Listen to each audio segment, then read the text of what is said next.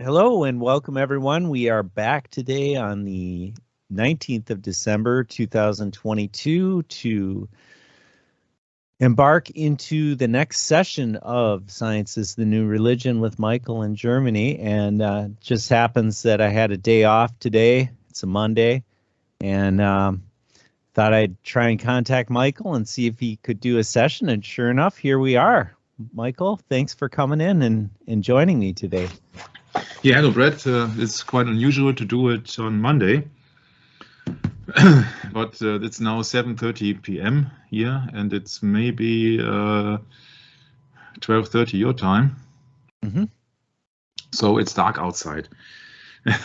And we are on the next upcoming topic here on Science as the New Religion. It's all about the biblical content in comparison to the past, to the present, and to the future.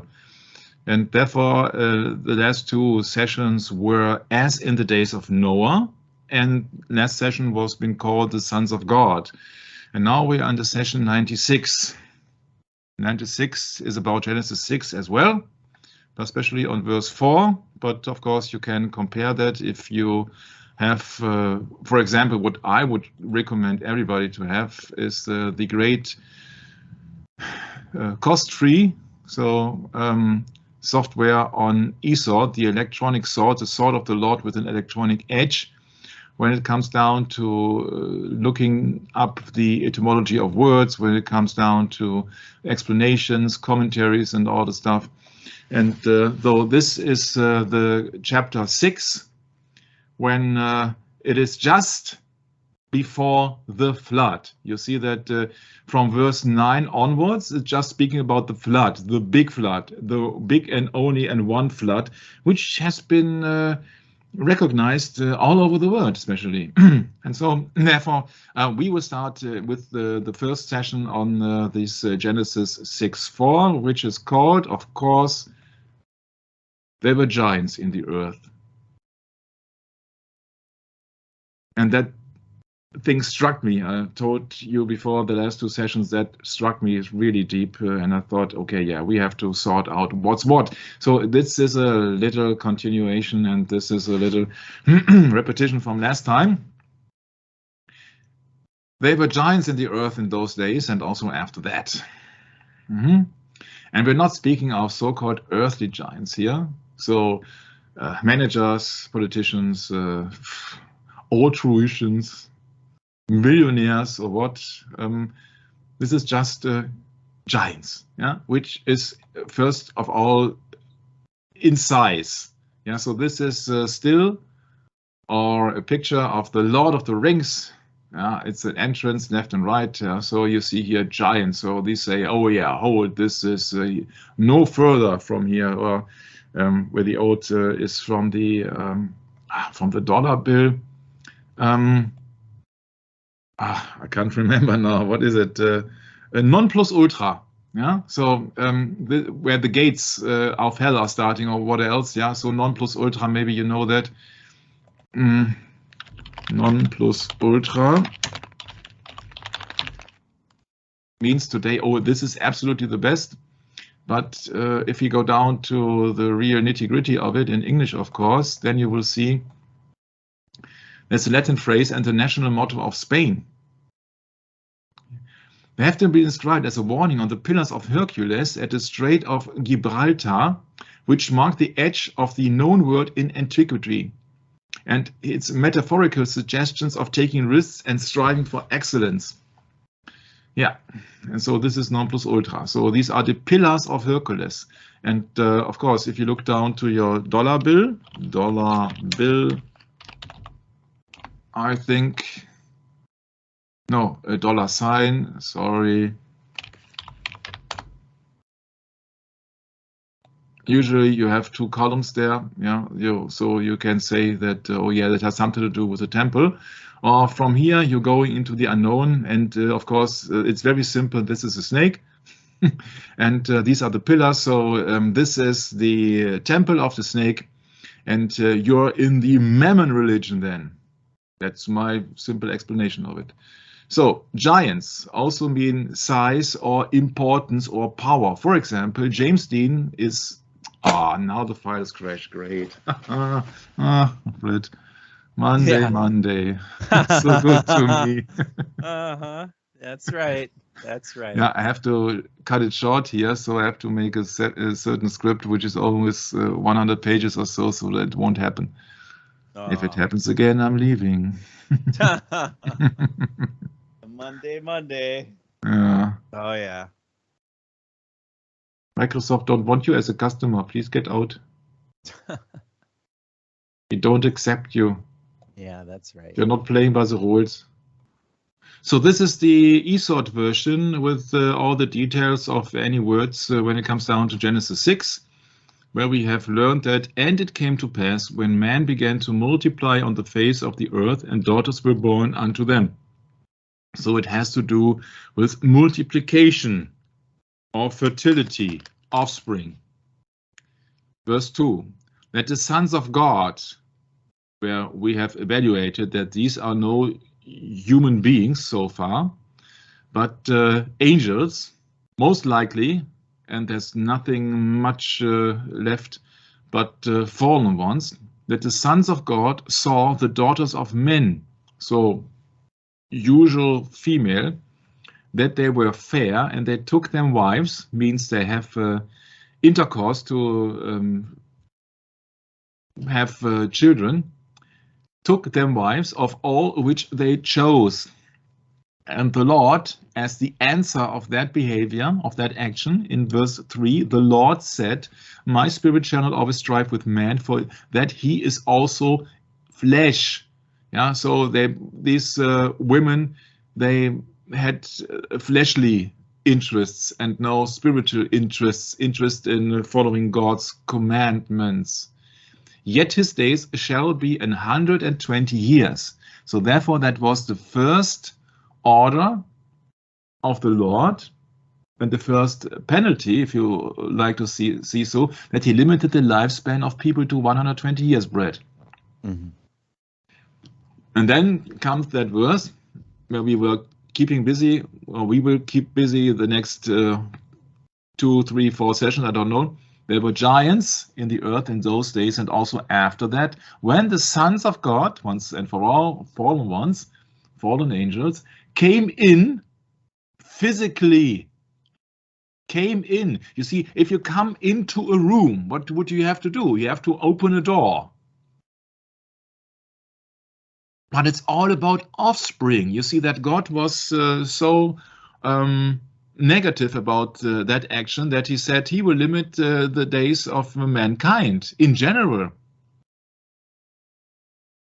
So once and again, there were giants in the earth in those days, and also after that, when the sons of God came in unto the daughters of men, and they bare children to them, the same became mighty men which were of old, men of renown.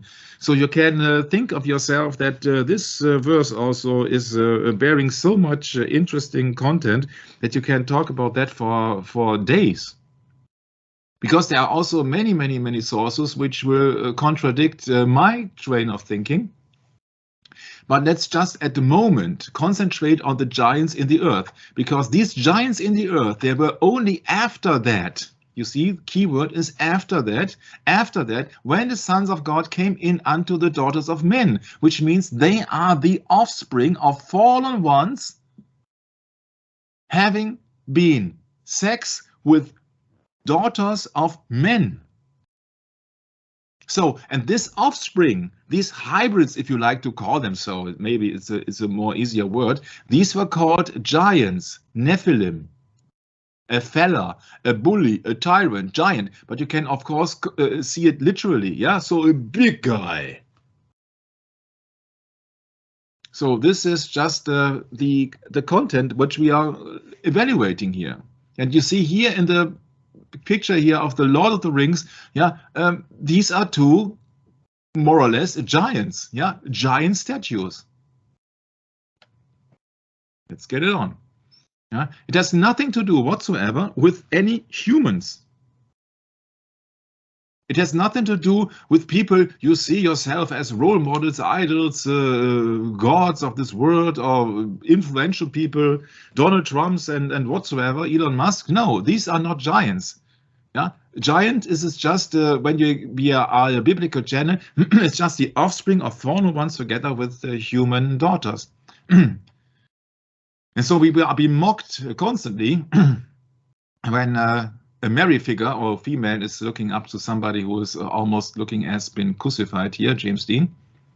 I'm sorry, I also got a sore throat. That has another background, but yeah, this is just James Dean as a role model, as an idol, and of course the people would see him as a giant, but he isn't. Yeah, he isn't. In the biblical way, he is not. Yeah, these are just steered young people who can be influenced and you can be manipulated by the industry because he always lacks money, for example, so he has to get what it takes and he has to obey. And he was the rebel and blah, blah, blah. And he was the right choice of faith and guy that they needed for their agenda at these days after the Second World War and Korea War and all the stuff for the rebellious youth. So he was a role model as well as Marlon Brando was. And he was controlled by the Freemason Jack Warner of the Mount Olive Lodge in Los Angeles. Los Angeles, like the Lost Angels, the fallen ones. That's very funny then when you see giants and it comes down in Los Angeles. Yeah, very interesting. Okay. Yeah. So Freemason attitude here. Not speaking about him as a Freemason, but just maybe he's just mocking his boss. Don't know. And he has been made also things that we have talked about last time in the movies about East of Eden, all the biblical references. Of course, that was the punishment of Cain, who was the first murderer in human form. He was then being pushed out and he had to dwell then in the land of Nod in the east of Eden, eastwards towards the sun. So a rebel means kind of Nimrod, so a rebel against God, a rebel against the commandments, a rebel against, for example, the commandment, Brett, thou shalt honor your father and mother. Yeah. Right. So what, because that's what he did. Of course, this is just symbolism here. He's wearing a red jacket here. Yeah, red is color of sin, color of blood, violence. Yeah. And in German, it's called "For they know not what they do." So it's another biblical reference, yeah? A quote of Jesus. Yeah? So it's like that he's a savior, a messiah for the young people of the 1950s. Yeah. Okay, so let's look it up. What are giants? In Greek and Roman mythology, the giants, also called gigantes, were a race of great strength and aggression. So this is mythology. But maybe, just maybe, we should go down the path and do our own thinking by using our own God-given approach, by our own God-given common sense. Though not necessarily of great size, and I have a big argument against it, and that big argument comes from the Bible, because they were really in big size. They were known for the gigantomachy or gigantamachia, their battle with the Olympian gods. So therefore, you see in a split of a second, it has something to do with being a rebel, huh? Even in mythology, these guys are being depicted as rebels. Once and for all, rebel without a cause. I know it sounds far-fetched maybe, but you see, you have to be careful, to have a careful approach on all the things, and then you swallow in at first all the things that are coming down from religion, from mythology, and then you start to see the connections. That's the way that I'm doing it. Of course, I'm a Bible-believing Christian. My foundation is the King James Bible 1611 up to now. Yes, up to now, because maybe, I don't know, maybe somebody will present the original version, which has been hid under a cellar, I don't know. But the original 1611 King James Bible. But I have to know first what is to have a sense of the thing. So I'm going into mythology first, not into the Bible, because the Bible we have also found out what they talked about these giants, these Nephilim. Yeah, these were the offspring, and these were the fellows, a bully or a tyrant. Okay, so then let's get it on. Brett, question. Of course, I could go through the biblical keywords here first, so that I explain what it is in a biblical term. Mm-hmm. I don't know what is more appropriate. Well, I think what you're doing is just fine. Okay, so then I will do the heathen part first. According to Hesiod, so it's not the Bible, it's not the truth, the giants were the offspring of Gaia, Earth, or Mother God, born from the blood that fell when Uranus, sky, was castrated by his Titan son Kronos, Kronos being Saturn. Or the Reaper.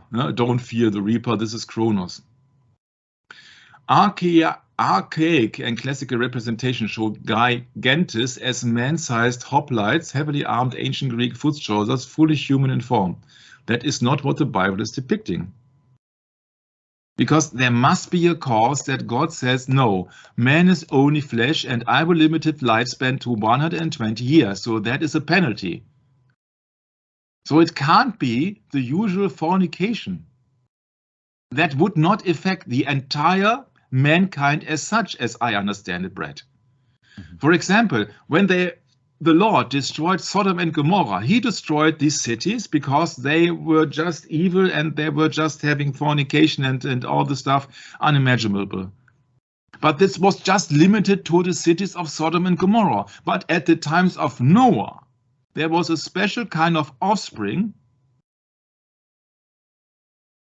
that God was so in anger, what you like to see, because you see that I think it's just an explanation, because God has no anger like a human, yeah. But a negative approach about the offspring of fallen angels together with the daughters of men. And I think it's also about the daughters of men, that they were having an affair or what else, an offspring with the which was not intended to be so, because in Genesis, the first chapter of Genesis, yeah, God everything made after his kind. Let us make man in our image, after our likeness, and let him have dominion over the fish of the sea, and over the fowl of the air, and over the cattle, and over all the earth, and over every creeping thing that creepeth upon the earth. So God created man in his own image, in the image of God created he him, male and female created he him. Where was it? After his kind. After his kind. I'm just reading the Bible verses because I want to save your voice. Tell me if that is inappropriate. No, that's good. Thank you, Mike. Okay.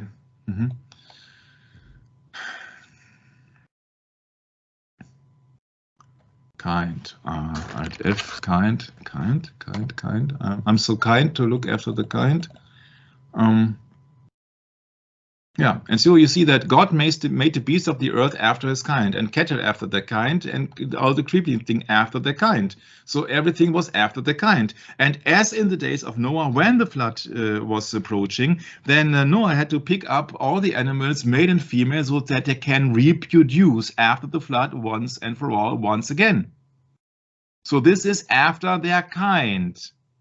A male horse and a female horse, when they are having offspring, it will be a horse. But when an evil angel, in what kind of form whatsoever, has intercourse, in what kind soever, with the daughters of men, then it is not intended to be, because it's not a reproduction after its kind. So this is my first big no-no.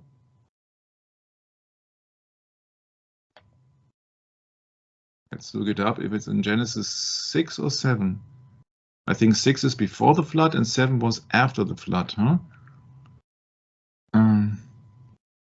Oh, no, because later on in Genesis 6, you see that he said, and of every living thing of all flesh, 2 of every sort that shall bring into the ark to keep them alive with thee, they shall be male and female.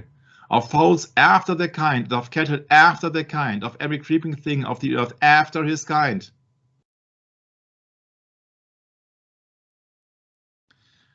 So giants cannot be in human form because the reproduction of it, the offspring, would not be after their kind. My explanation of it. Let's get it on, because that will be a roller coaster then. So the usual classical representation of those gigantes as man-sized, so as usual size, can't be, because these are kind of hybrids. And maybe you have also been heard rumors or even pictures of giant skeletons around the earth. Yeah, you don't know what is CGI, you don't know what is faked and what is reality there. But we know that before the flood, many things were much greater. Also, the lifespan of humans were much greater before the flood, according to the Bible. After the flood, no one has been recorded who had a lifespan like Adam of 930 years or Methuselah of 969 years, if I remember correctly. So there was quite a different environments before and after the flood. So mythology first. They say, oh, giants are just usual people, but heavily armored and very powerful. Yeah, sure. Yeah, don't believe anything, because either Gaia, nor Uranus, nor Kronos had ever existed. These are just fairy tales put up by the opponents of God. So the high priest and scribes, the poets and politicians, and all the people who are in the antichrist belief, or anti-biblical people. So in these anti-biblical people, they try to fool you into believing that giants have nothing to do with size, nothing to do with power. It's just a special heavily armed ancient Greek foot soldiers. That means that everybody can be a giant. You only have to be heavily armed. Yeah, so then you have been called a giant as a man-sized hoplites. Later representation, and now it gets interesting, show gigantes with snakes for legs. Oh, how can that be? Snakes for legs. In later traditions, the giants were often confused with other opponents of the Olympians, particularly of the Titans, an earlier generation of large and powerful children of Gaia and Uranus. And then you got it once again. You only have to combine the dots, Brett.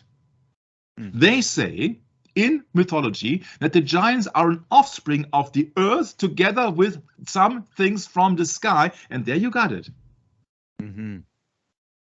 It's really obvious, I think. You got a combination of the daughters of men with Gaia together with the sons of God, Uranus. Oh, come on, really? It's Monday, Brett.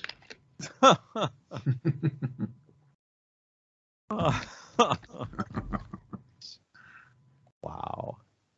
So Uranus in mythology is not the thing that some people want it to be, because sometimes it's been seen as a kind of a homosexual keyword, like my ass. Or your ass, actually. In Greek mythology, Uranus, sometimes written Uranus, ancient Greek, in Greek is a personification of the sky and one of the Greek primordial deities. Uranus was the son and husband of Gaia. Oh, the son and husband. Oh, doesn't it look like Nimrod, Tammuz and all this stuff together, Brett? Oh, jeez. Unbelievable, huh? It's unbelievable. Yeah. Right. Yeah, so that is Uranus. It has been developed, I can tell you, by a certain guy as a planet. Where is the planet of Uranus? Yeah. Following discovery of a sixth planet in 1781 using a telescope, that's Uranus. From Wilhelm Herschel, do you know in which city he has discovered that planet? No. Bath in England. Peter Gabriel. Yeah. Yeah. The Roman bath. The Roman bath, yes. Yes. Yeah. Yeah.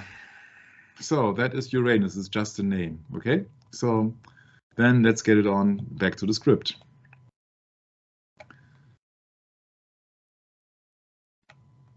So, in later traditions, the giants were often confused with other opponents of the Olympians, particularly the Titans, an earlier generation of large and powerful children. So the giants were the second attempt in mythology. Okay. It's interesting. Snakes for legs. Who was approaching Adam and Eve, the first woman in paradise, so to speak? It was Satan in disguise of the snake, or possessing a snake. Who could know that?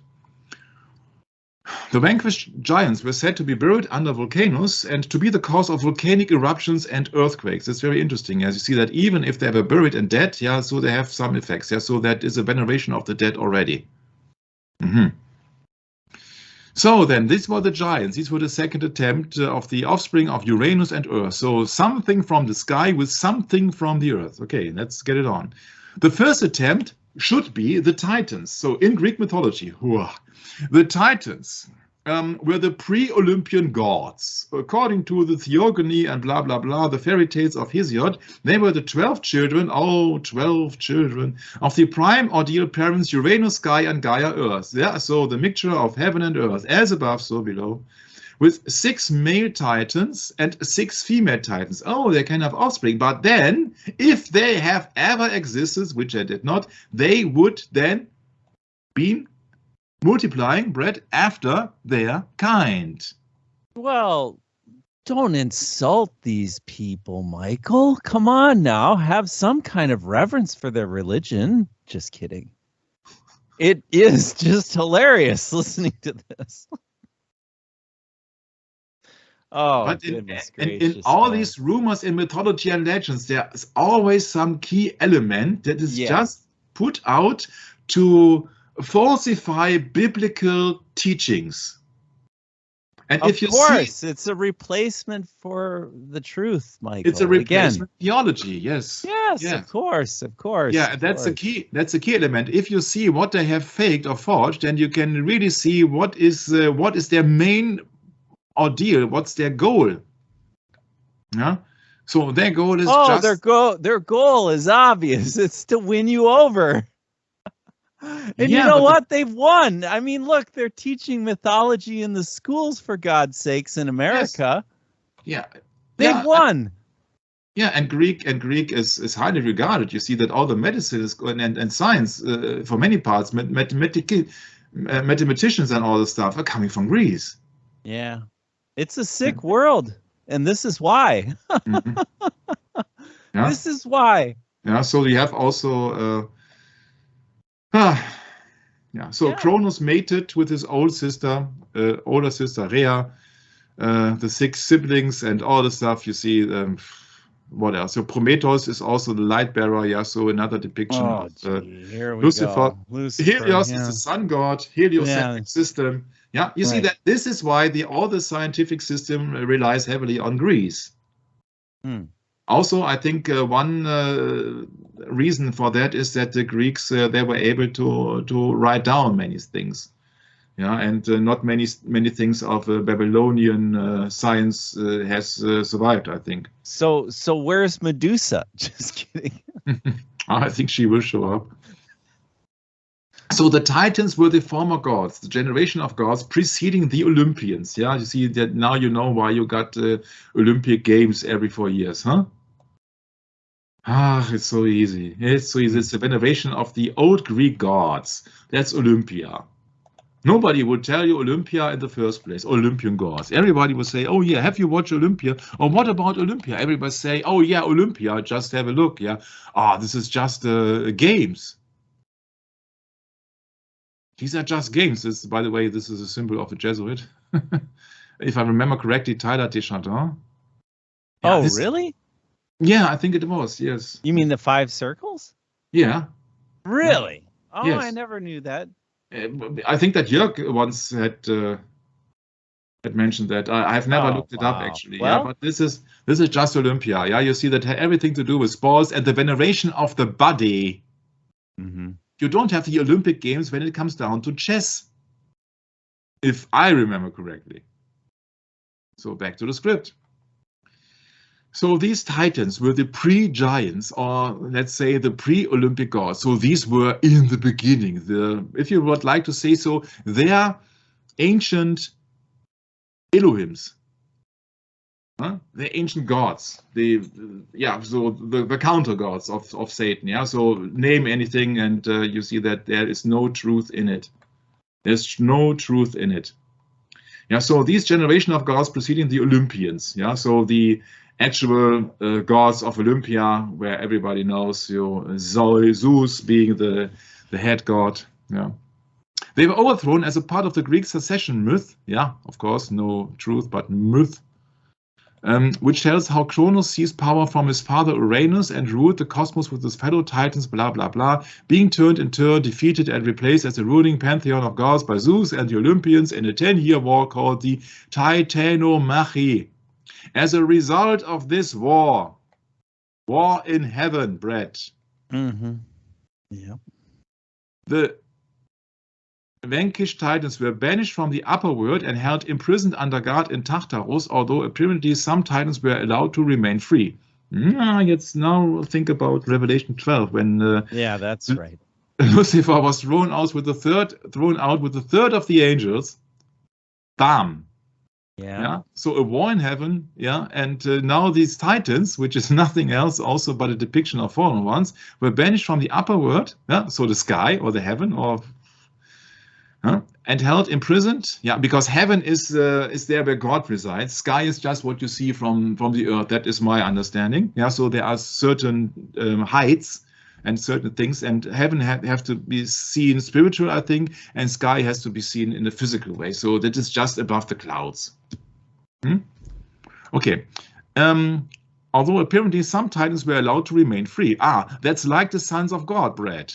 Who came in to the daughters of men. Came in, not came to, but they came in.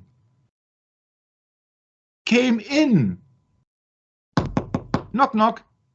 Please open up for me. Yeah? Can you imagine a son of God comes up to a daughter of man and says, can you open up for me? I don't know what you are thinking, but I think it's quite obvious. So let's get back before I get banned here. Yeah.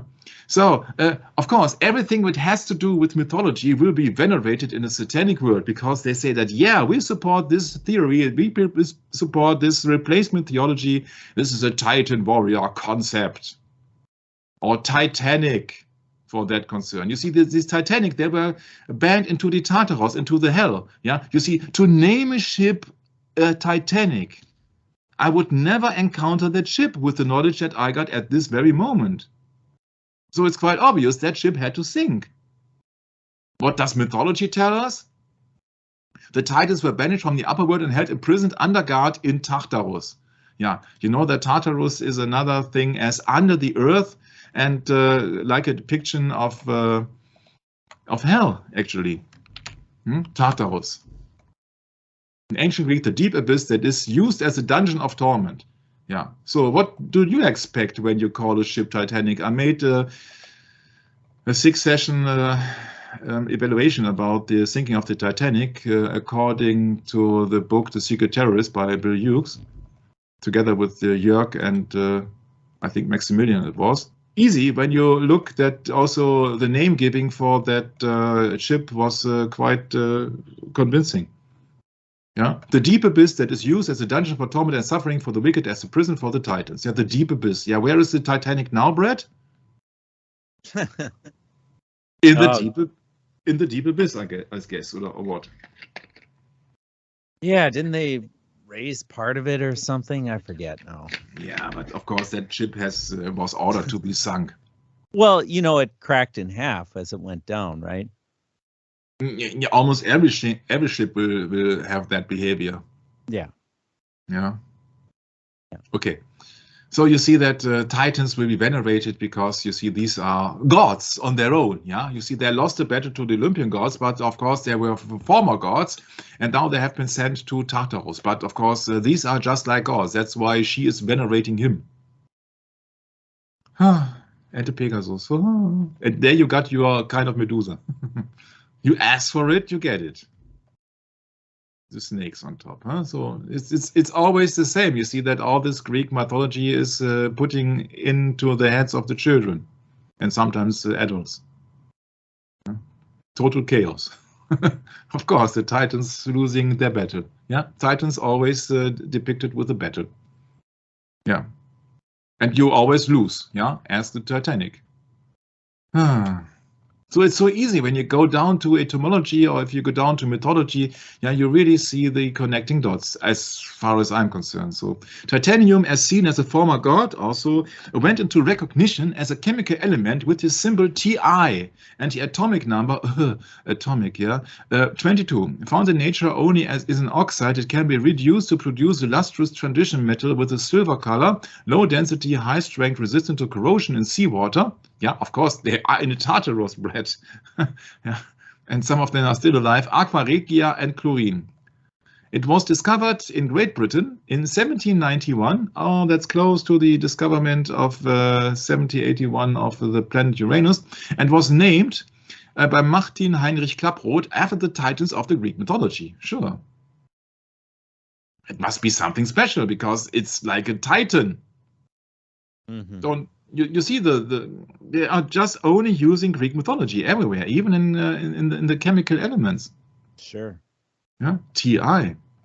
But it's officially said that the name of titanium comes from Titans of the Greek mythology, so of the primordial gods. Yeah. Also, that is a company which is very well known in America. I think it is James Brewer Lansing, very famous for his loud speakers. No, not only loudspeakers, but loud speakers.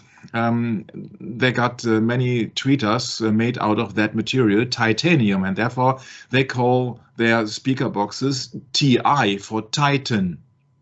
And it's maybe not a coincidence that this speaker is in a pyramidal shape. I don't know. Maybe these guys are also Freemasons. I haven't looked that up. No. Yeah. And so what gets me is that everybody is trying to put the people away from the real knowledge by using the Medici method against learning. We have talked about that last time, about that cardinal. I can't remember his name at the moment. Where people just trying to put their fingers, having great efforts in putting up websites explaining the world as it is, or in their opinion, as it is. Yeah. So, for example, the bigger the website, the more likely it is, in my humble opinion, that it's sponsored by somebody, because I can't imagine that somebody is absolutely able to have a project like this website in just his spare time. I have a hard time imagining that. You see, with thousands of articles. It's Cardinal Thomas Wolsey, I think. Thank you so much. You're welcome, Michael. Yeah.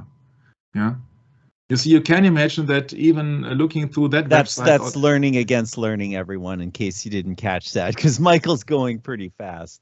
Yeah, sorry. Yeah. No problem. But this is just a comparison here to the Bible, which explicitly said, oh yeah, there were giants in the earth in these days, and they were the offspring of the sons of God together with the daughters of men. So what the Bible is depicting in just one sentence, yeah, you can talk about and think about for hours, days, and even years. And maybe we can not get to the real knowledge of the thing, of the real truth of the thing in our lifespan. But for me, that is at the moment the absolute turning point of everything which is happening.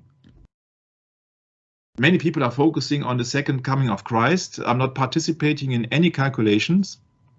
I know of many things coming to certain dates, but I'm not participating in it, because I think that our service is to keep people to the Bible and not just to wait for Jesus Christ. Because you see that it's not our goal to wait for Jesus Christ. It's our goal to serve our neighbors, to love our neighbors.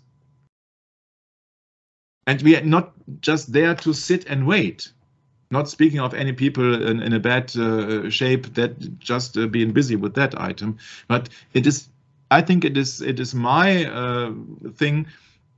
What else to go into this and to see all the connections to the Bible? And the Bible is explicitly telling you that there was something going wrong. That's why God sent the flood, to destroy all life.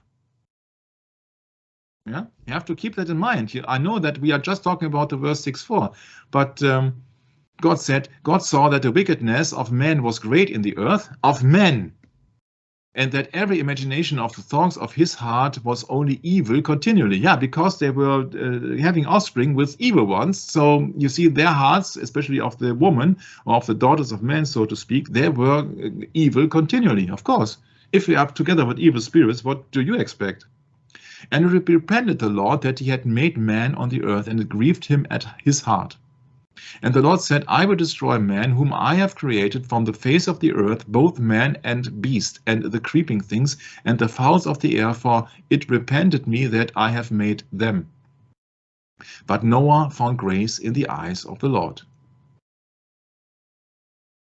So the cause of the destruction with the great flood was just that the heart of the man was evil continually, and that in the line of events here began then when man began multiply on the face of the earth, and daughters were born unto them, and these daughters were born unto them.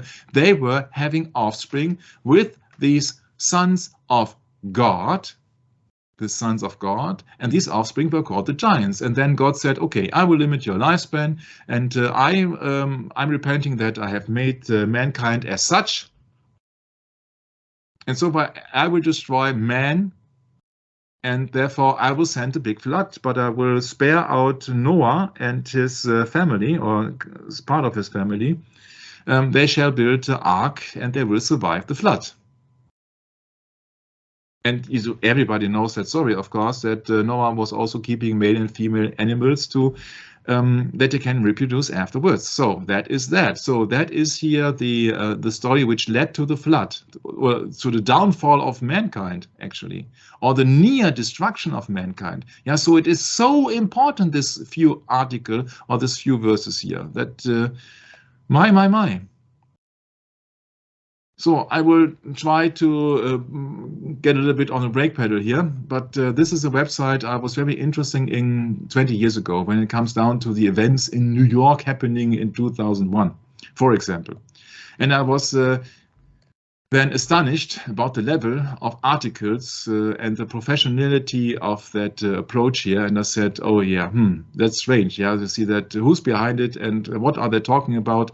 And they are trying to tell you that they are an institute just for the love of people, an institute teaching you into the right belief, into knowledge, into truth and all the things. And therefore they say, yeah, of course, mankind is just an offspring of Atlantis. So there was a pre-Adamic creation. Yeah, or I have not looked it up here. Maybe that comes also from, I don't know, from alien encounter and all the stuff. Yeah, Big Bang solar system, the Earth, plants, dinosaurs, etc., and prehistoric timeline. Yeah, and so this is going way back. You see that it's just what else? It's like looking down to a school book. Yeah, the Big Bang. Our universe comes into existence, it continues to expand until this day with the expectation that at some future point everything will start to contract again, the big crunch. What is beyond the Big Bang, nobody knows. So I think that tells you about the credibility of that website, Brad.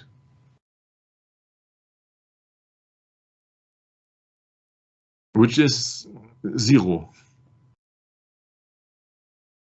But you can always learn something out of it. Yeah.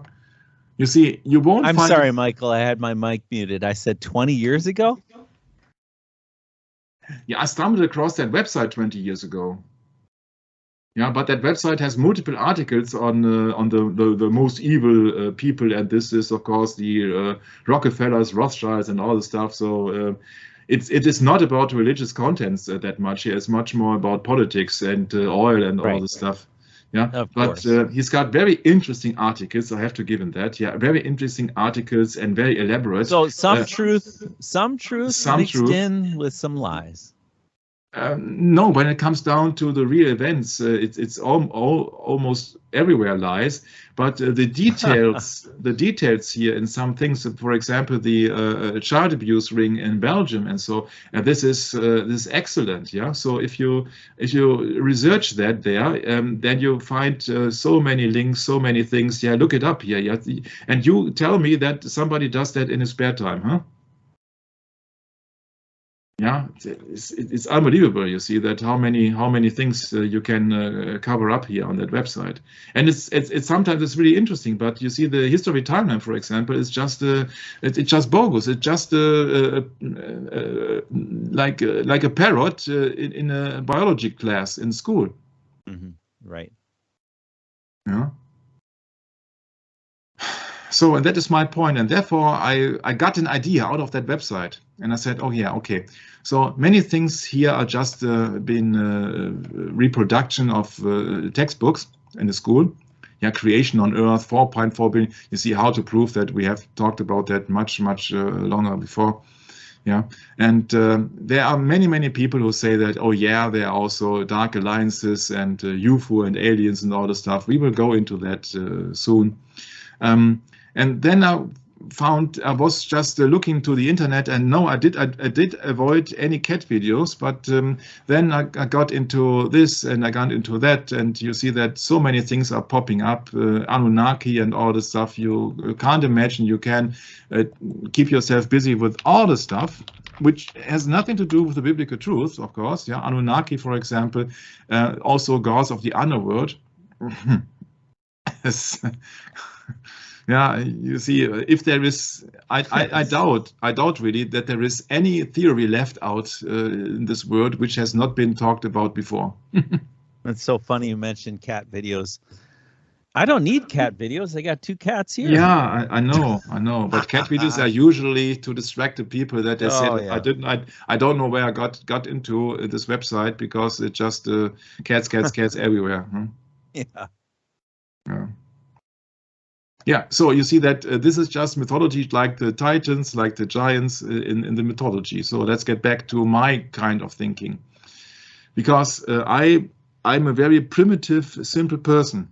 Yeah, I did not visit the university for several years. I have no degree. I'm not a professor in anything. I'm just asking questions. And it struck me that that website, which I just mentioned, ISGB studies, is talking about a certain Graham Hancock as a total con artist. You see that everybody can accuse anybody, but it struck me because I said that, I didn't know who Graham Hancock actually is. And so this website is talking about Graham Hancock, and I said, oh, interesting. Because we know that the Great Flood appeared about 2350 before Christ appeared. So this website and many other sources are claiming out that the Giza Plateau, where all the pyramids are, is no older than 2580 before Christ. So calculation is that this pyramid had been finished or started to be built about 230 years before the flood. So that is close to the time that God ordered Noah to build the ark and gave him 120 years.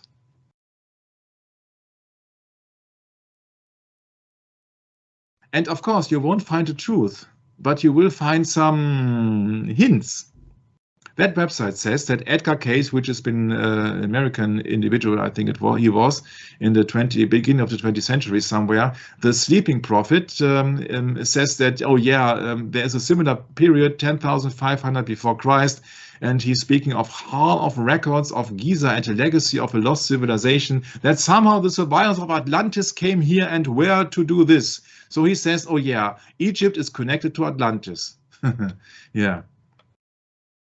Graham Hancock, therefore, praising Edgar Cayce when interviewed to the Cayce Association. Cayce himself considered to be an Atlantean, half god, half man. Brett, what did we learn about the giants? it's half fallen angel and half human. So therefore you got also your hybrid. Interesting. Rata.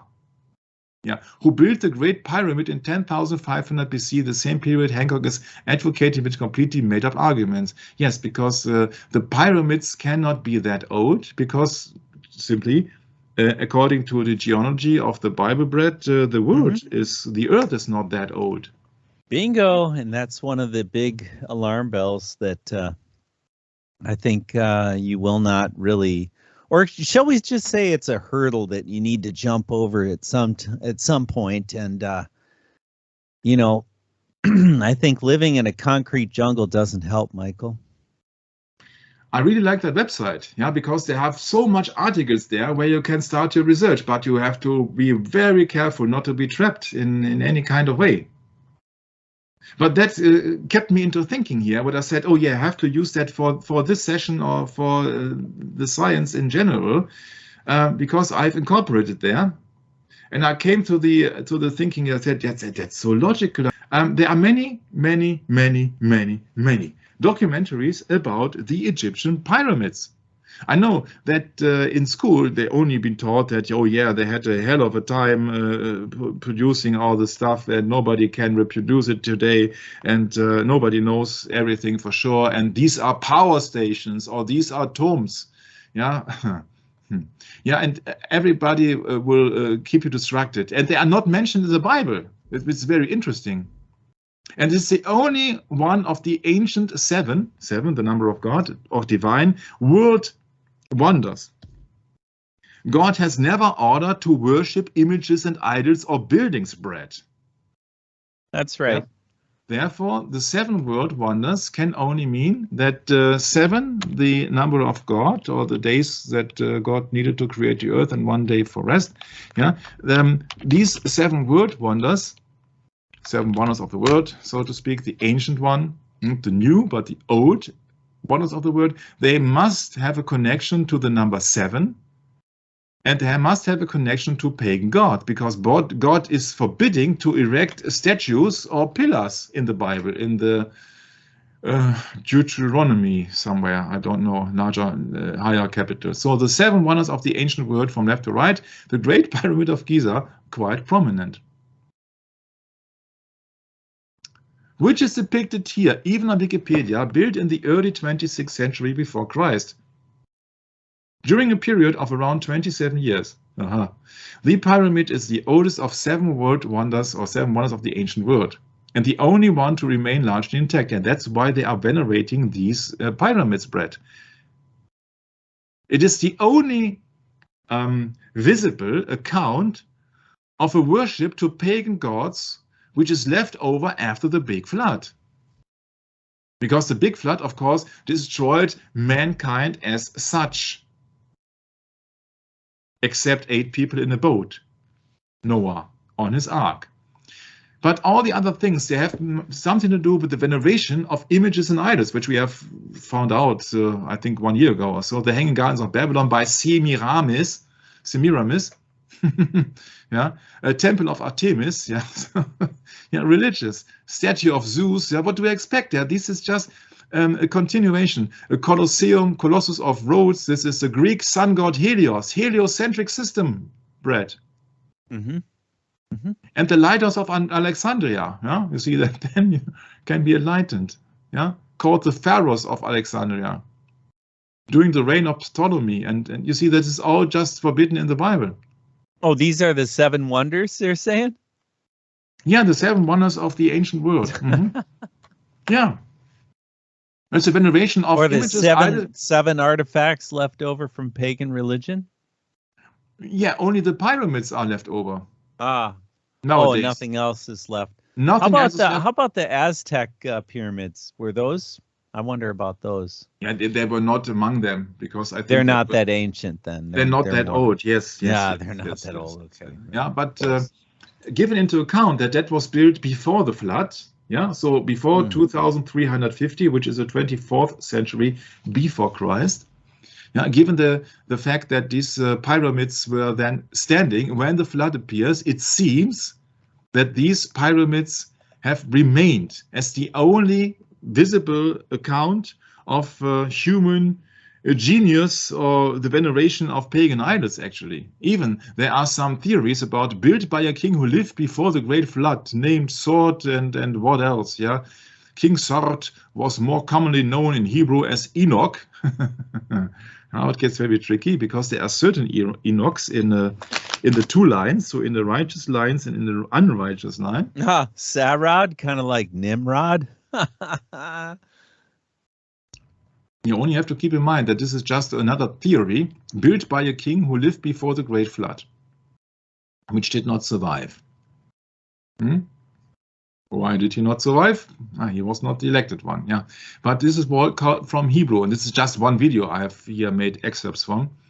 Understanding of planetary events, Enoch was able to foresee the great flood. That's very interesting because the Bible does not depict that. The Bible is just claiming out that Noah was a just man and he was surviving. The Bible does not say that Enoch survived the great flood. But just wait in a few minutes. Erich von Däniken believes that the pyramids were constructing using aliens. Of course, there's an alien race which coming, of course, flying saucers, what else can it be? Yeah, and said, oh yeah, we would like to build a JBL pyramid. This time with the cornerstone on top. Yeah, but the problem is that also the big pyramid, as far as I know, don't have any cornerstone. But you see, you can believe anything you want. And Erich von Däniken made millions with that belief, writing books. And Erich von Däniken, I can tell you, you can look it up in his official biography, is Jesuitically trained.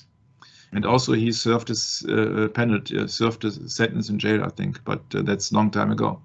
So if we accept Enoch,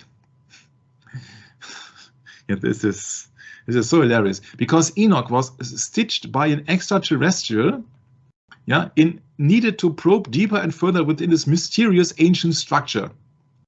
Yeah. It came to me when I saw this erosion marks on a pyramid. I thought, okay, that is only possible when there was water, huh? So of course it never rains in California, but it rains in the middle of the desert in Egypt, it seems.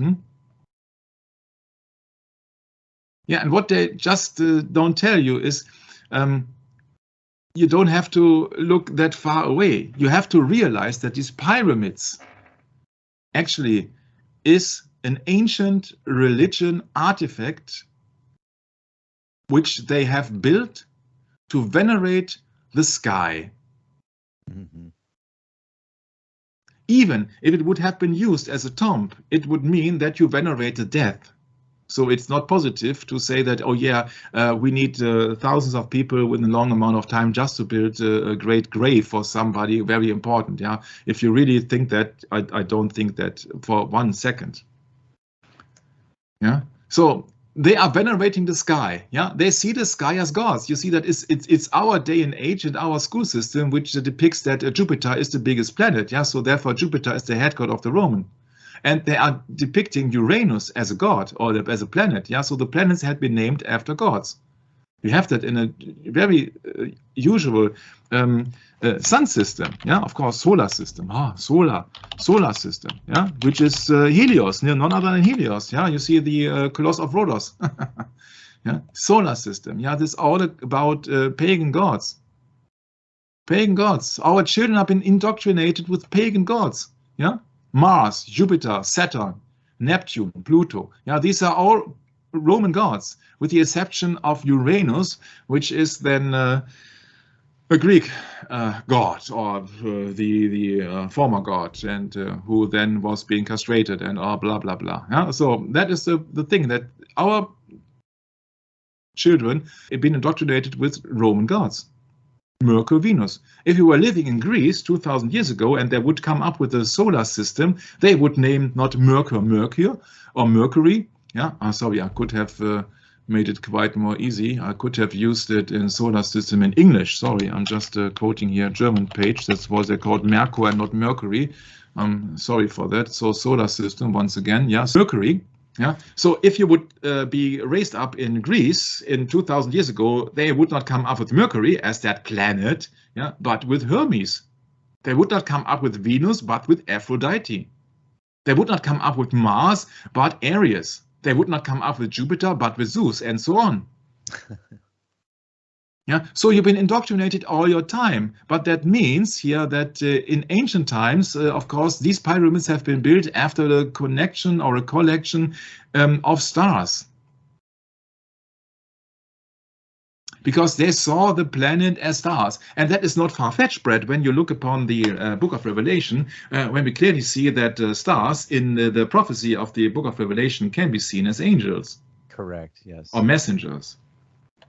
Yep. So, from that conclusion, it is no wonder that we all see that star symbol or pentagram symbols also in a pentagram. Yeah, a 5-pointed star. Not by coincidence. So that is what they don't tell you, is that is a depiction of the veneration of Satan in Isaiah 14. And now they are promoting you, oh, there is a UFO, what else? UFO, like, I don't know, alien encounter of the third kind or so to be expected, because, yeah, simply they are putting out all this news, so to speak. In 2021, the Senate Intelligence Committee in Washington received a briefing from the Pentagon. Pentagon is not for peace. Yeah, Pentagon is strategic warfare. Yeah. And I said, oh, they received a briefing from the Pentagon. I said, oh, not the reptilians, please. Reptilians. So, sorry. Yeah, because many people will distract you with reptilians. Most likely Mr. Ike. Yeah, reptilian agenda. This is also just a fairy tale. And depicting our beloved King Charles now as a reptilian, which he isn't. It's the wrong animal. Right. Yeah. So this is just a spoof. If you look it up at the picture search, it was very interesting that when I looked upon King Charles on the internet, a picture search, this came up. Yeah, really, I can do that with Swiss cows. I don't know why they have a preference for dogs. I don't know. Yeah. So the 7 wonders of the world are being there for ancient worship. So the 7th is, or the first, according to any number here, is the Great Pyramid of Giza in Egypt. And we know that Egypt is not known for being a godlike country of the Almighty God of the Bible, aren't we, Brett? Mm-hmm. Yeah. Right. Yeah. So the Great Pyramid north of Cairo in Egypt is the only wonder of the ancient world that has survived to the present day, because it survived the flood. It is part of a group of 3 pyramids that were built between 2700 and 2500 BC as royal tombs. This is so wrong, I think. It is also, but not the main purpose, I guess. The largest and most impressive is Khufu, known as the Great Pyramid, which covers 13 acres and is believed to contain more than 2 million stone blocks that weigh from 2 to 30 tons each. Yeah, so look at the top. Where is the top stone? Of course, you can argue and say that is erosion. Or somebody has stolen it. It doesn't weigh much, no? Maybe 2 tons. Right. You have to have a very good helicopter to carry 2 tons. But okay, no, don't know. Yeah. So why is there a missing capstone of the Great Pyramid? So these scientists can't figure out the exact technology where they have done that with that precision. You see, there are several possibilities. I don't want to give you false claims, but you see that just imagine, yeah, the most funny would be if that would be a 1 block of a stone before, and there were thousands of hammersmiths who had then built out that pyramid. Yeah, so you don't you wouldn't have to move all that stones. It's just an idea. I'm not telling that was the way they did it, but it's just an idea to avoid all the problems with transport. Yeah, you see, you got a big structure, maybe a mountain. Yeah, and out of these mountains, yeah, you drive out these pyramids. Huh? I know it sounds like a crazy German guy at the moment, but sometimes you have to have really a standpoint. You have to go outside that matrix and just to think on your own. But I'm not saying they did it this way. Maybe they have built it with blood and sweat and tears. Yeah, but then it's a veneration of images and idols, because the pyramid always depicts a hierarchical system. And not only that, with technology which is not known to us, yeah. Of course, they discovered many secret entrances at the foot of the Sphinx. Oh, there is another one. There's not only 3 buildings or 3 giant monuments in the desert. There's also a Sphinx. And it has been said, rumor has it, myth, the legend tells it, that there is a hoard of records of storage of all humankind's knowledge, somewhere deep down below, of course, which is not there. Never mind what the Bible says, right? Never mind what the Bible says. Yeah, I say that just if it is a great tomb which has been taught to the general public, it is a veneration of death. Huh? You build a monument for a dead one. So what is that other than a veneration of dead? You see, in every Roman Catholic altar, there will be remains of a deceased one. Maybe a saint, so to speak, or what else. Maybe animals, don't know. But that's what I have learned. So that is a veneration of death. So that can only be a pagan religion. And then it would be obvious there are 2 big ones and a smaller ones. Yeah, you have father, mother, and child. So that would be my first approach. But it gets more easy soon. What does it mean that Jesus Christ is the cornerstone? Yeah, this is an album here from the band Styx. Take Me Back on My Boat on the River, which depicts the river Styx, which is the river of death in mythology, of course. Where then, like Christeberg says, don't pay the ferryman before he gets you to the other side. Yeah, you will be getting over for your last trip, yeah, to the land of the death. And you're not surprised that in the satanic world, a group like Styx, with the name of Styx and with the song of Boat on the River, making millions with it. So don't be surprised when a group like Styx, coming from the mythology, has made millions with it, because that's what only counts in a satanic world, Brett, that you fulfill the agenda, and then you will be rewarded. You will be awarded with prizes, fame, money. That's Luke 4 and Matthew 4 in a nutshell. So a cornerstone, not the top stone. Yeah, what does it mean that Jesus Christ is the cornerstone? Because the top stone is missing on the pyramids, but not the cornerstone. The cornerstone was the principal stone, usually placed at the corner of an edifice to guide the workers in their cause. The cornerstone was usually one of the largest, the most solid, and the most carefully constructed of any in the edifice. The Bible describes Jesus as the cornerstone that his church would be built upon, even in 1 Peter, Brett. And let me explain, Brett's got a little bit trouble with his voice today, and that's why I am reading the Bible verses at the moment, to gain him some relief. Yeah. So even in 1 Peter 6, it's been said, behold, I lay in Zion a chief cornerstone, elect, precious, and he that believed on him shall not be confounded. That's 1 Peter 6. Yeah. But this is not King James Version here. Also, in Zion is a cornerstone, and Isaiah 28:16, a costly cornerstone for the foundation. Yeah. So Jesus Christ is the cornerstone. In 1 Peter 2, it's been said, that is not the King James Bible, yeah, the stone which the builders rejected, this became the very cornerstone. So the builders, also the Freemasons, reject Jesus Christ, of course. Yeah, they worship Lucifer. And it's very interesting when you really see that this pyramid here in the Egyptian desert, they have a cornerstone. You see there are several verses here, cornerstone, cornerstone. Here's the stone which rejected by you, cornerstone. Ephesians 2:20, we can look it up so that nobody accuses of being lame or so. Ephesians 2:20. Ephesians.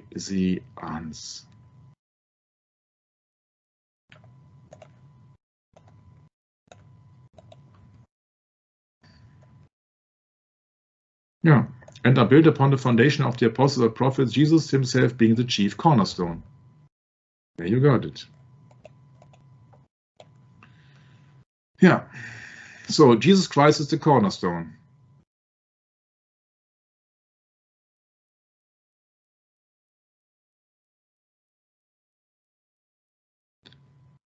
Yeah, and somebody who wants to have a great thump, yeah, Jesus says, let the dead bury their dead. So it is not a Christian symbol or of any matter. They are just venerating death. Like Keisha says, we have to die young. And many people are just shouting out that song and say, no, we're gonna die young. My. You really have to believe it, how disgusted our world today is when really a veneration of the dead even appears in music for teenagers. Quite in the open, there's the Luciferian pentacircle here. That is obviously a church. Obviously, this is a mess in the best sense of word. It's a mess. These people are just worshipping death. And you don't see by accident here on her back that one-eye pyramid. One eye for the incomplete God, or the God of this world. Yeah, pyramids everywhere. Yeah, even in German videos, pyramids, checkered boards, everywhere. So it's a veneration of the dead. It can only be an ancient anti-Christian religion there. Yeah, and people tell you, oh, why can't you catch up to the architectural genius of our forebears? In a country called Lebanon in Western Asia, they discovered the largest stone that looks almost like CGI, yeah? That size. Yeah, and you see, you got all the ancient depictions. It's here on your dollar bill, with the top stone being actually the one-eye God. So I think that they did left out the top stone on purpose, or it has been washed away by the floods. I don't know. But to have an incomplete structure of a pyramid is very interesting. Yeah, Brad, can you recall upon that shape here when it comes down to the JBL 250 Ti speaker system? Interesting, huh? Yeah, that's right. So Jesus Christ is the cornerstone, but on the top stone. If the top stone is missing, then the top stone is missed out for the entity on top, which is Satan, Lucifer, name any entity which is the one who has fallen out of heaven. Yeah. In God we trust, says your $1 bill. But which God? The God of this world. Yeah. In 2 Corinthians 4:4, we learn, in whom the God of this world hath blinded the minds of them which believe not, lest the light of the glorious gospel of Christ, who is the image of God, should shine unto them. The God of this world hath blinded the minds. Yeah. You see it quite clearly here with money.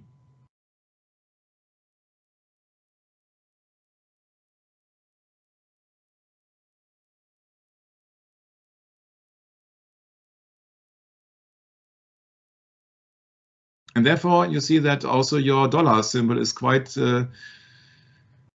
easy, the symbol of serpent, worship, the temple of the serpent. Imagine here the two towers. Yeah, it's all about money. It's a World Trade Center. And it's a God of this world. So the World Trade Center is just a temple of money. I think it's very easy. So the sky over Giza at the approximate day of or date when the pyramids have been finished, maybe, looks like this. So these pyramids have not been built by accident, but on purpose with a plan. Yeah. So all the path in the pyramid could come close to the positions of fixed stars like Sirius. Sirius, on the other hand, is a depiction of Osiris. Osiris is the head god in Egypt and also the god of the dead, which then would make sense when there is a queen's chamber, a king's chamber, and a tomb in general.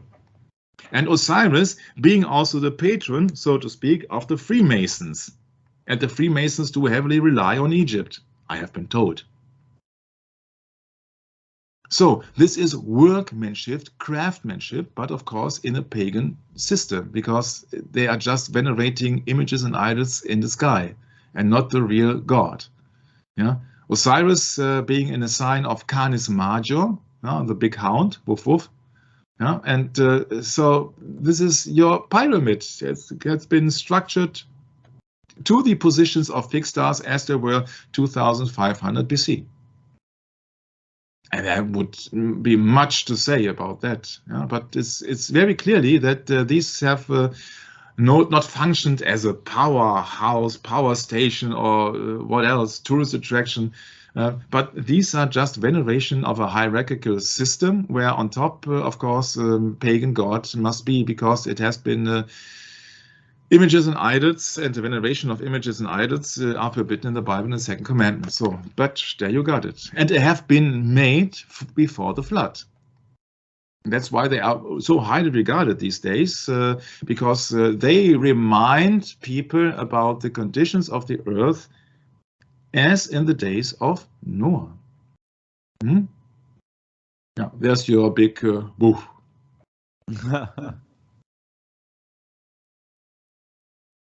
Yeah, Canis Major, the big hound. Now that's the head of the hound, and this is Sirius, this is a brighter star. So this is Osiris. Yeah, therefore you got the Osiris obelisk in the DD Plaza at Kennedy. So there are no coincidences. That's a depiction of Osiris, been hacked in 14 pieces. Also Nimrod, when he was dead, and so people say that, oh yeah, he will come back as an evergreen tree and all the stuff. Yeah, and this, I think, Brett, is no coincidence that this pagan religion will be worshipped by a certain English rock brand called Pink Floyd. Mm-hmm. This is the inlet of the album, The Dark Side of the Moon. The moon goddess being Isis. So this is Osiris and Isis. So this is a veneration of an Egyptian philosophy, religion, etc., which has been depicted by night on the Pink Floyd album. And you know that Pink Floyd are the Luciferians, of course. And Satan, he does not care if you call him Satan, Lucifer, Osiris, Zeus. As long as you don't read the Bible, and as long as you don't know why they are worshipping these foundations, these structures. And you won't find the truth in many bibliotheks, because you see that if the floor on that bibliothek has been covered in serpentine breads, I don't think that is a coincidence, or maybe it is. Because there's censorship everywhere. And common sense is not appreciated in our world. Yeah, you have always something to hide. Yeah, these serpent lines in a library here, or biblioteca, yeah, these are very close to the serpent lines in David Lynch, The Pink Room, when it comes down to the Tartarus, or hell. It's not by coincidence red curtains here. So what about all the stuff? Yeah, people just say that, okay, these pyramids have been built by aliens, they came down and built it. Sure, aliens are coming down to build your pagan religion monument.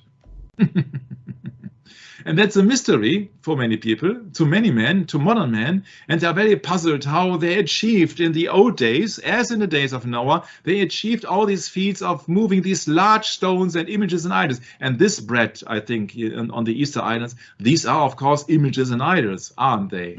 Oh, sure. If you really think about the size of that image here, can you imagine the size of the complete statue of a being here? It would be quite huge, wouldn't it? Mm-hmm.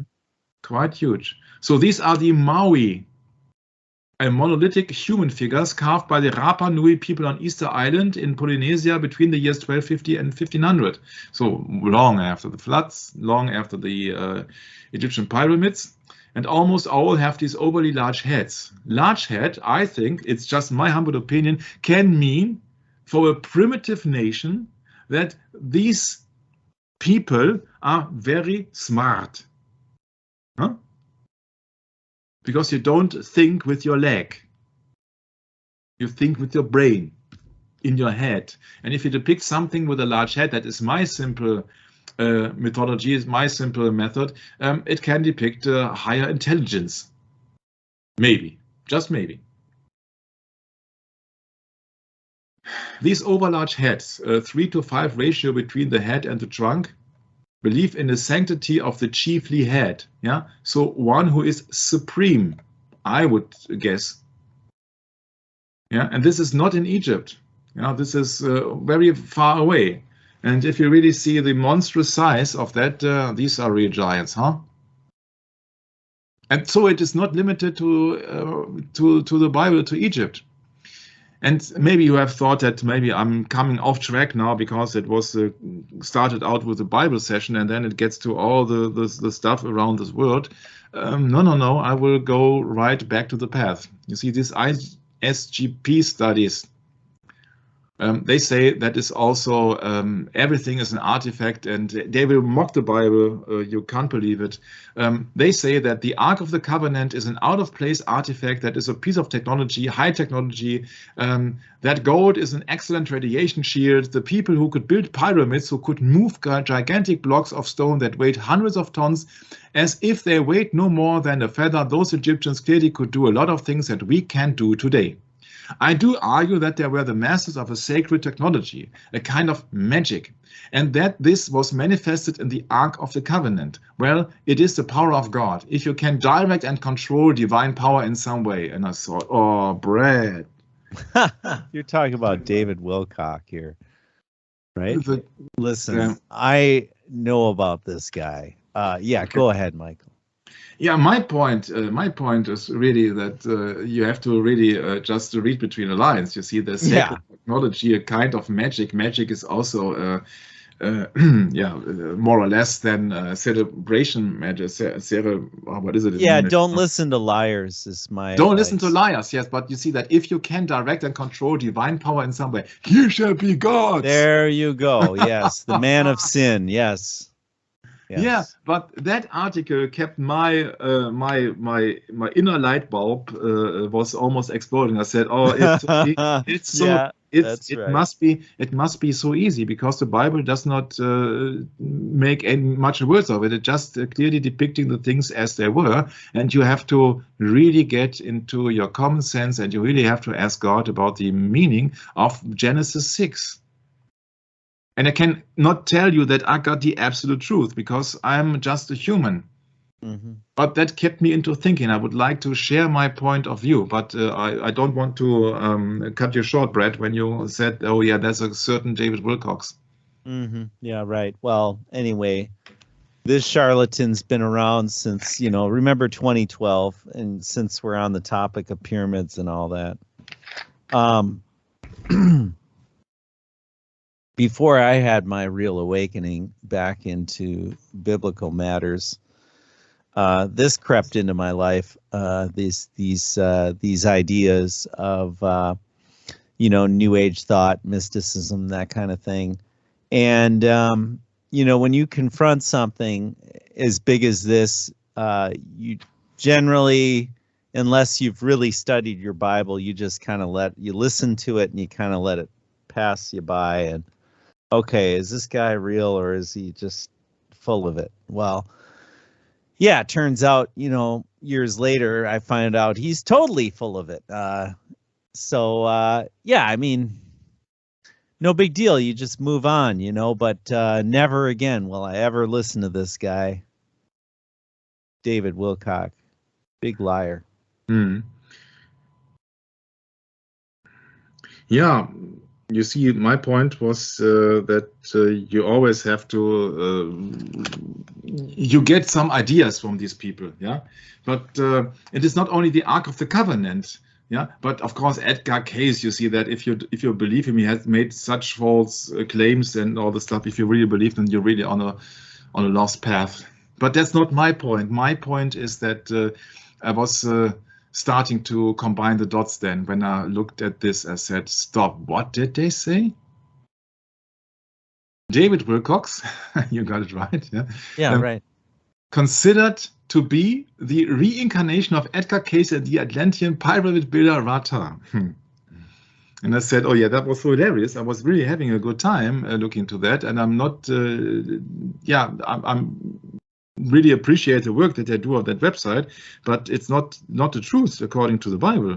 No, of course. Because if I combine the dots with the Bible, I come up to that conclusion. People who could build the pyramids, who could move gigantic blocks. And I said, wait a minute.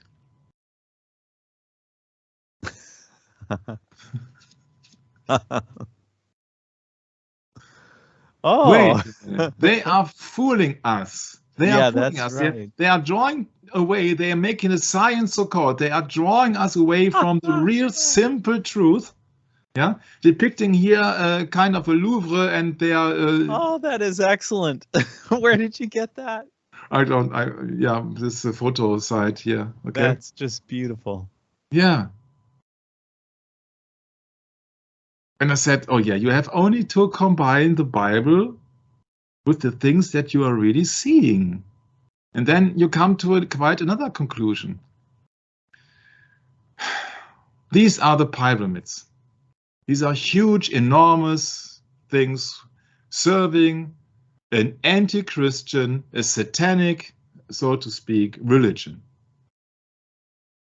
So much so. In Genesis, well, we make it much more easy. We make it much more easy. We just cover that sentence here. Yeah. So, in Genesis 6:4, we read, there were giants in the earth in those days. Who could move gigantic blocks? Yeah. That's so easy. Yeah, that's right. I just combined that interview of David Wilcox. Wow. With the Bible.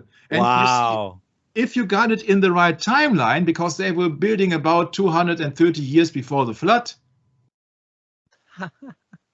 then that could be the solution. Right. How they could achieve to move that gigantic statues of the worship of the stars.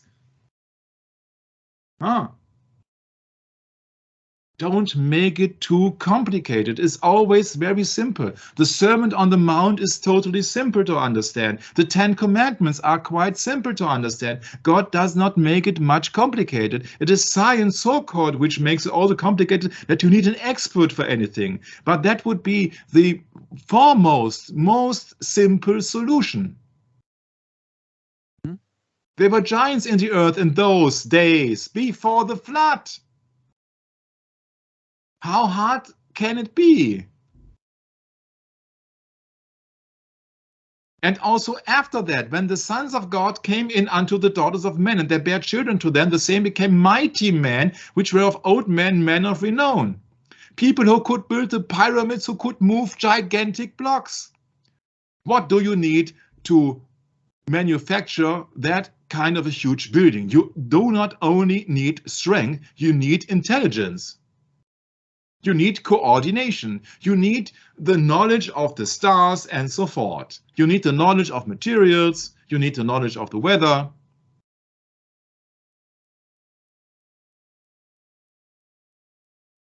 And therefore, I said power is nothing without control. That's an old spot from Italian tire manufacturer Pirelli.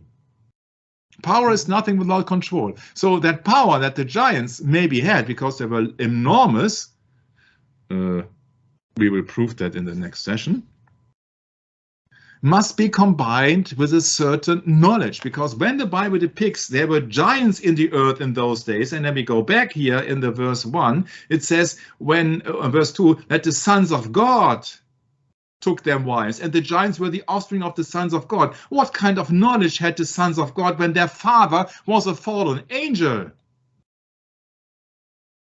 I think that is quite a rhetoric question here. Yes, yes.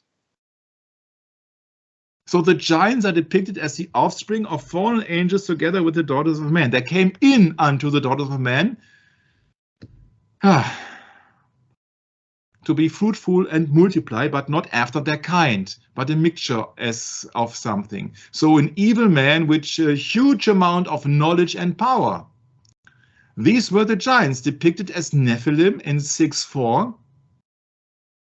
Yeah, a fellow, a bully, a tyrant, somebody who's pushing around other people, which is very, very easy if you are 6'5" or 9 foot and weighing 800 pounds or so. Then it is very easy to push people around as a bully. And it's also not that hard to move gigantic blocks which are weighing 2 tons when yourself are weighing, I don't know, maybe 800 kilos or something like that, and you do it with the four people of them, or 4 giants. And then you can move a 5-ton block.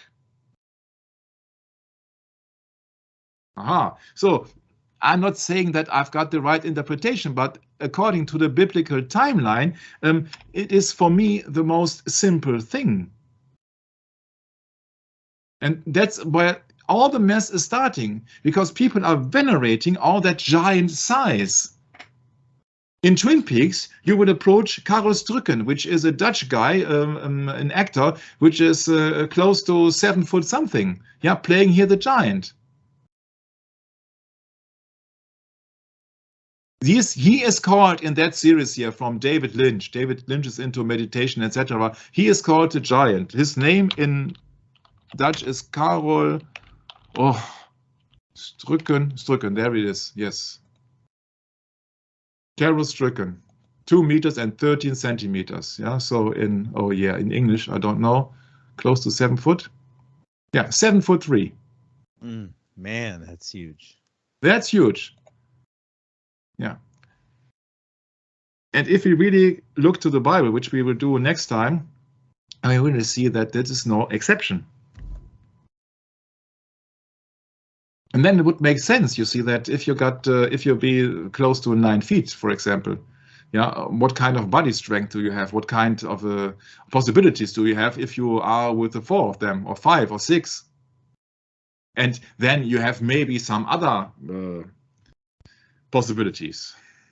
Yeah, to invent machines, for example, before the flood, with all your intelligence from the fallen ones. Maybe they had machines which are not been yet developed here after the flood. Yeah? So these giants, yeah, have the code Hebrew 5303 in the Bible. And that is the very same code with the giants being depicted in the book of Numbers. And then you have to say, aha, that makes sense. And there we saw the giants, the sons of Anak, which come of the giants. And we were in our side as grasshoppers. And so we were in their side. Yeah, that is the same word, Brad. Mm-hmm. Yeah, so how tall is a grasshopper? Yeah, so this is a comparison here. Grasshopper. I don't want to animal. My insect. Or insect, yeah, maybe. It's not big. So you would not depict yourself as a grasshopper when somebody is twice your size. Yeah, I think that you would depict yourself as grasshopper if somebody is gigantic, ne? Gigant, giant, yeah. At least 40, if not 100, yeah, right. Yeah. And so that is what the Bible is telling you, and also that would be in line to the Bible, to verse 6:4. It says, there were giants in the earth in those days before the flood, and also after that.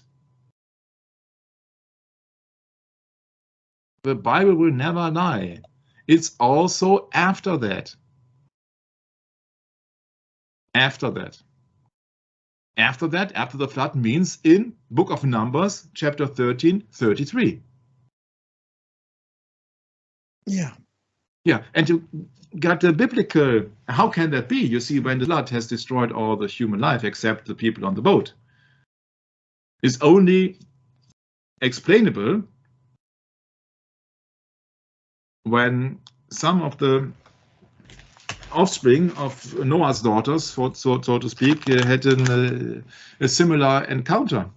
Well, it's like when the Bible mentions the mystery of iniquity, Michael. Hmm.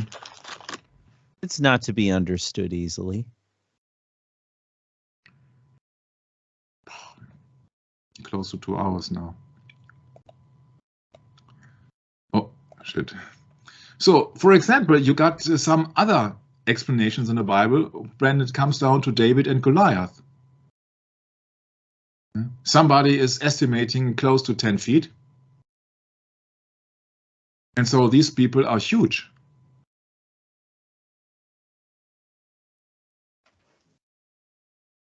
He mentions his height, but does not say what the weight is. But you can estimate something, and somebody estimated here about 700 pounds.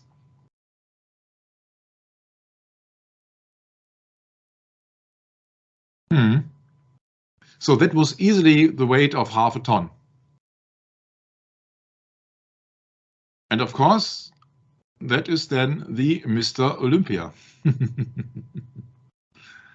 This is Arnold Schwarzenegger, which is the son of a former Austrian police chief for the Nazis. Hercules in New York is a 1960 American fantasy comedy film directed by Arthur Allen Seidelman. And it stars Arnold Schwarzenegger in his acting debut as the eponymous divine hero, which engages in escapades after traveling to New York City. And his father is Zeus, but he's an offspring of the gods. Tja, and this is a trademark of it. Trademark pictures with a pyramid on top. And this is halt Arnold Schwarzenegger here showing off his muscles. Hercules, the figure of the Greek mythology. And the son of God. Yeah, Brett, he's the son of Zeus. He's the son of God. Yeah. And what is he? Much more powerful than any other human being, isn't he? Yeah. He is a son of God. He's a depiction of a supreme race. Yeah, he can fly, sure. Oh, stupid. Yeah. Yeah, but that is, you see, that is the veneration, and that is the size of the giants. Yeah, comparing to normal people, even that bodybuilders are standing out. I know that is hilarious nowadays, but you see that just for the fact, yeah, you see that you can't compare him to an ordinary sized man in 1917 something. And yeah, you see that he's depicting here a son of God. Yeah, it maybe I don't want to be too rude. Maybe he has come into some of the daughters of men, Brett. Yeah. Yeah, even underage girls like Nastasia Kinski, the daughter of Klaus Kinski. Yeah, I have no problem with that, because you see that I think that he himself feels as a son of God. Yeah, he has no problem with it that she is underaged. We're talking about America in the 1970s. Huh? Yeah, 1976. 15-year-old Arnold Schwarzenegger with a 15-year-old. Yeah, if you are a son of God, or feel yourself like a Mr. Olympia, you see that he won the Mr. Olympia contest several times. Yeah. He was together with Deborah Tate also, the younger sister of the actress Sharon Tate, which was sacrificed, there's nothing else to say, in 1969 by the Manson family. And here's a scene of Pumping Iron, the famous bodybuilder movie from Arnold Schwarzenegger. Arnold, when are you running for president? Well, it was very close, huh? He was at least governor.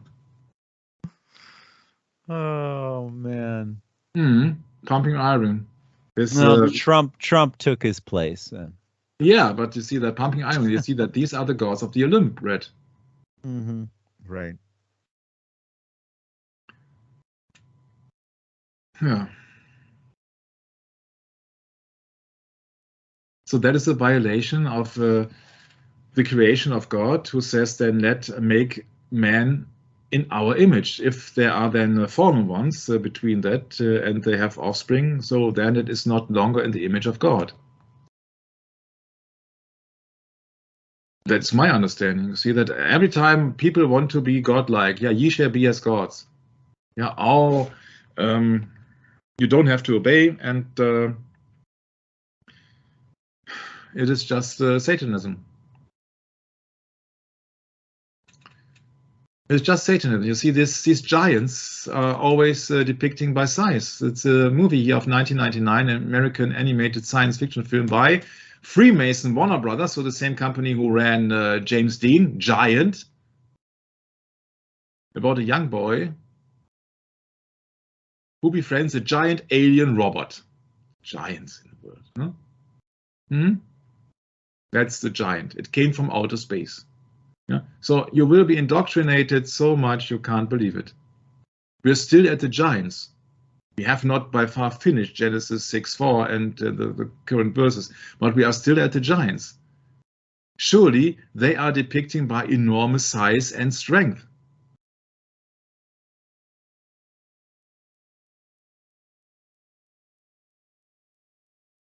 But we live in a satanic world. You see that even antennas have been named after Satan. Satan tracking antenna.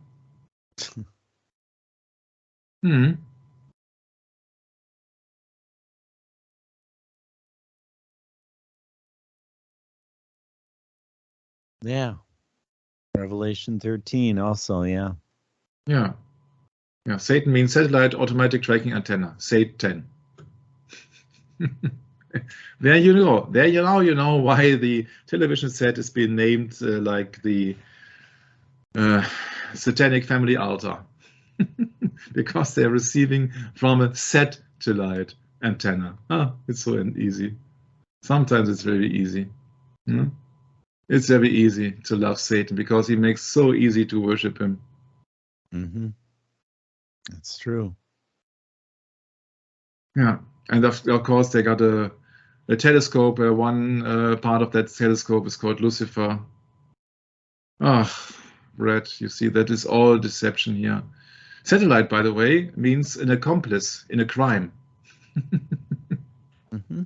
Yeah, you got a satanic family altar, the television set, and his accomplice is the sat antenna or the satellite. Is accomplice in a crime. A word of unknown origin, yeah, sure. This is also so funny, or not? No?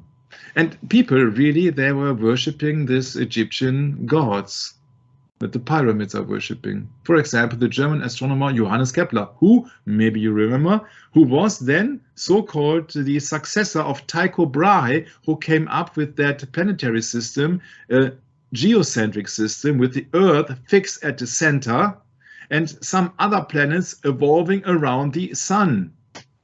But that would not make it because he suddenly died. And if you then know that Johannes Kepler was writing in his book 5 that I am stealing the golden vessels of the Egyptians to build a tabernacle to my God from them, you're very close to the pyramids, I guess. And to the Freemasons. And to everybody who's worshipping as Egypt as the cradle of mankind. Yeah, that's interesting, Michael. You mentioned that, how they twist it around and say that Egypt is the cradle of mankind. Well, how about the cradle of the land of Egypt being the place where God put us in captivity in our true history, you know? And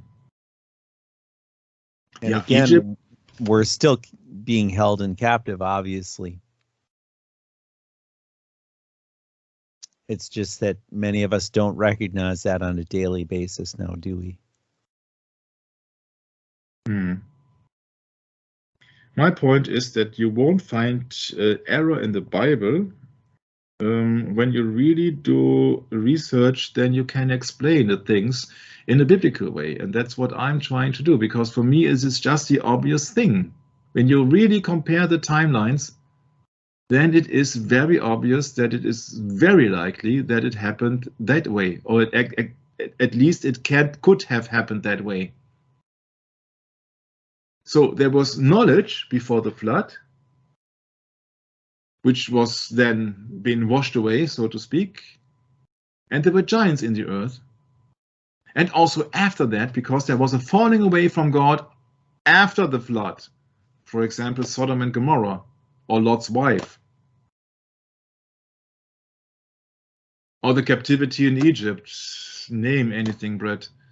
But the Israelites, the chosen people of God, they were always fallen away. And that's what I try to look into the past and then to combine with things in the future. And I see that Satanism is on the rise big time. We have to look into the future to learn what's in store, to prepare for the things to come. Now we will have a spiritual battle then, and we have to be servants of God. We have to humble ourselves. We shall not be like gods, although there is a mentioning in the Bible that we are gods in a certain way, but we are not like God.